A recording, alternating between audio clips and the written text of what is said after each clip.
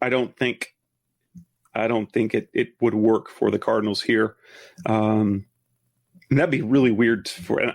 Could Keim survive that after drafting Rosen, having to pull the plug on Rosen on Kyler, and then pulling the plug on Kyler to go for Deshaun? That would be if this Cliff Kingsbury thing doesn't work out and Keim survives again. I don't know how he does, because he hired Wilkes. That was they haven't been to the playoffs since 2015. They hire Wilkes. That's a disaster. They hire Kingsbury. They pull the plug on their draft on Josh Rosen. If they pull the plug on Watson and Kingsbury, I don't know how in the world he can survive that.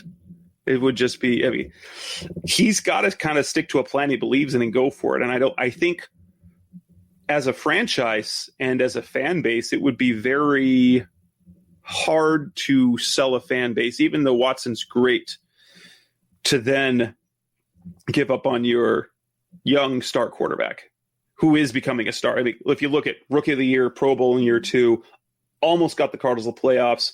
We're talking Murray's doing special things. He's not a finished product, but he looks legit. Yeah, he's accomplished a lot in the short time that Kyler Murray has been with the Cardinals. So he shows great potential. I'm excited to see what occurs this year and what's left of his contract. And hopefully he, stays for many more years with the Arizona Cardinals. It seems that he's been one of the most promising quarterbacks the Cardinals have had since I probably would say maybe possibly Kurt Warner. Correct me if I'm wrong, but at least in my opinion.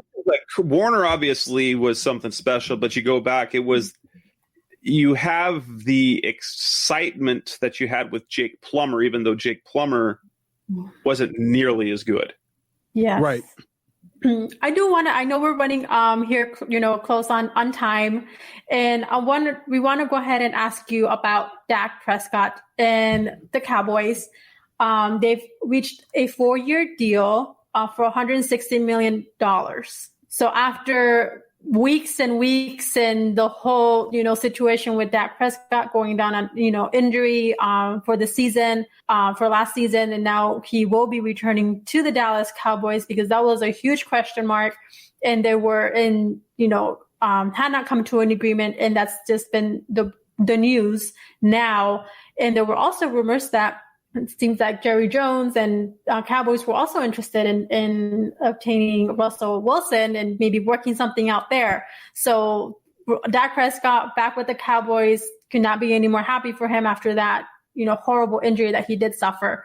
So I kind of want to get your thoughts on that, Jess. Well, the Prescott deal, the Cowboys didn't really have much else they could do unless they pulled off a trade for Deshaun Watson, unless they pulled off a trade for Russell Wilson. Now, granted, the Cowboys had an in because he was, if I recall, that was one of the 4 teams that Russell Wilson is willing to be traded to. So that doesn't work anymore. So Wilson only has 3 potential targets. Now, the Cardinals spin is this: Dak Prescott that much money.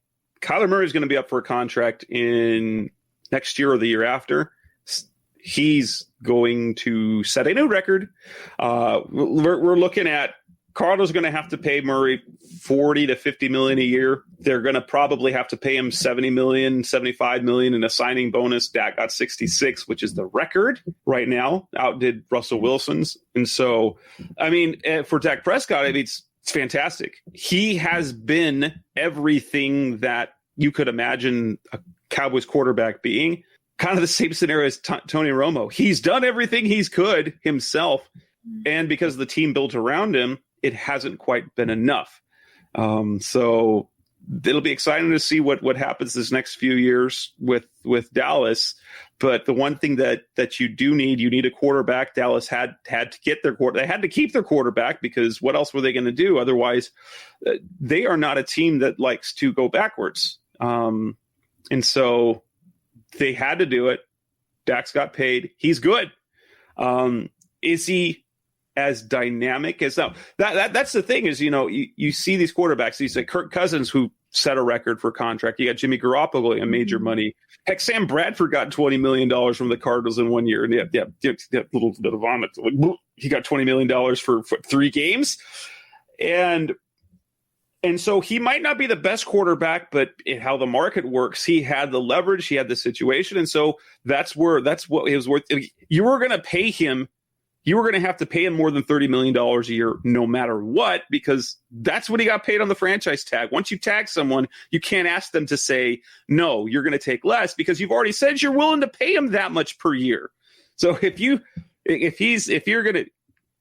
they said, Ed, we're gonna force you to be here another year because we can, and we're gonna pay you $10 million, and then they try to do a new deal with you later, and they try to go 7 a year, you're like, no, you were willing to pay me $10 million. You were willing to pay me $10 million last year. What changed that I'm worth less now?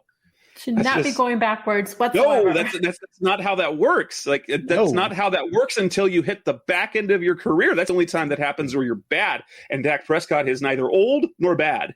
I can't wait to see him come back in, especially from that injury, and hopefully the Cowboys, are a little better place having Dak Prescott for an entire season, which we didn't get to see last year. I think they could have gone, way more opportunity than last season. But the Cowboys, we don't care that much about them. So, well, I'm glad for Dak. I mean, come on, they're the Cowboys. Yes. We're glad for Dak, exactly. But the Cowboys, they can win. They can be terrible. I don't care. They're the Cowboys. Cardinals fans do not care about the Cowboys. But Dak got his money. Congratulations to him. Good. I am pro players when it comes to players getting paid, because football's a weird sport. It's the one sport where they don't have guaranteed contracts unless their agents are good enough to get guaranteed contracts. Their careers are so short. And guess what? NFL teams are not losing money. They are still making their money. Mm-hmm. Players need to get theirs. I love it when I see now. Is it good for the team? That's the hard thing. Is like, can you pay a quarterback $40 million a year and win a Super Bowl? It's hard to do.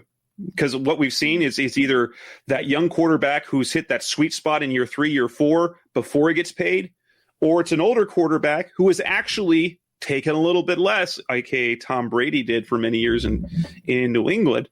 So while that quarterback deserves to get what's his, it's hard to build a team that way and be successful unless you have a transcendent quarterback.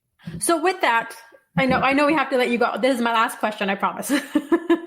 Don't want to keep you from your plans.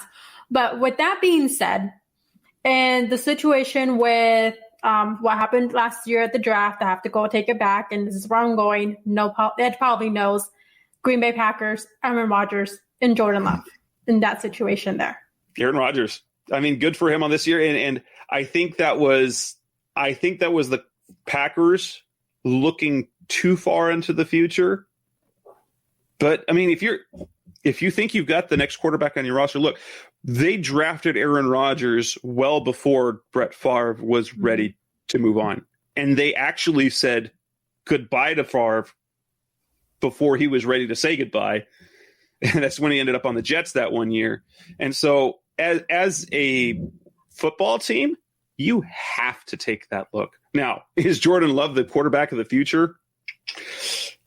And could it end up being that Aaron Rodgers plays at a high enough level for long enough that they end up having to trade Jordan Love or let him sit a la Aaron Rodgers for his first 3 years of his career? You can't worry about how your quarterback feels. Yes, Aaron Rodgers wanted to win, and probably if they were looking at this window this year, it would have made more sense to give him a weapon or give the defense a weapon rather than a backup quarterback. But if you think, if as a team evaluator, if you think that he's the guy that's going to take over for Aaron Rodgers, and you might not get a better opportunity in a year or two because you're still going to be playing at a high level with Aaron Rodgers at the quarterback, there's nothing wrong with making that call. Because as a football team, you've got to think about the now and the future, and not just how Aaron Rodgers feels this year. And good for Aaron Rodgers. He kicked tail this year. He was so good. And that'll just make it harder later. So, he is getting up there. Who knows if the quarterbacks are playing better for longer, but he's going to hit that. He's going to find his physical mortality at some point. And if Jordan Love is all that, they already are in a position to transition smoothly from Rodgers to Love, just like they did with a minor. Like, it was fairly seamless when they went from Favre to Rodgers, even though Rodgers' first year as a starter, that was not successful in terms of team success. And it was, I mean, rather than going through quarterback hell, trying to replace your quarterback after the fact, like the Cardinals have had to do in many, many occasions, you have someone in place.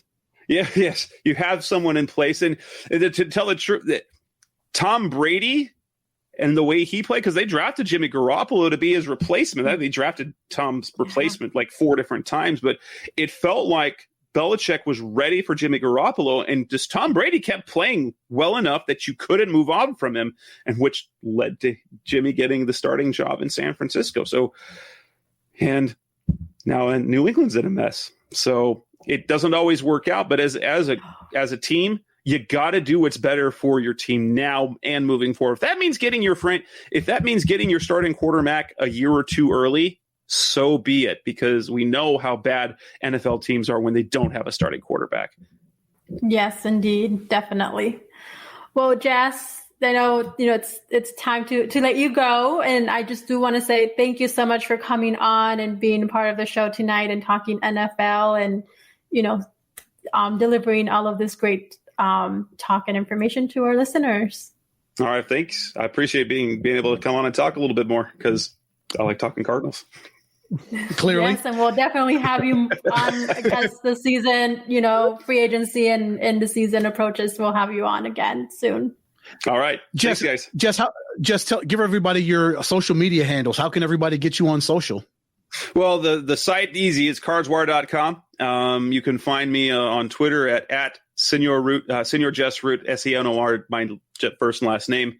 And then the podcast you can find anywhere. Rise Up, See Red, anywhere you get podcasts, you can find it. So if you like listening to Cardinals, it's the best, honestly. It's the best hour Cardinals talk on the web. That's what I call it. So if you like listening about the Cardinals and you like listening to guys talking about the Cardinals, then this is the show for you.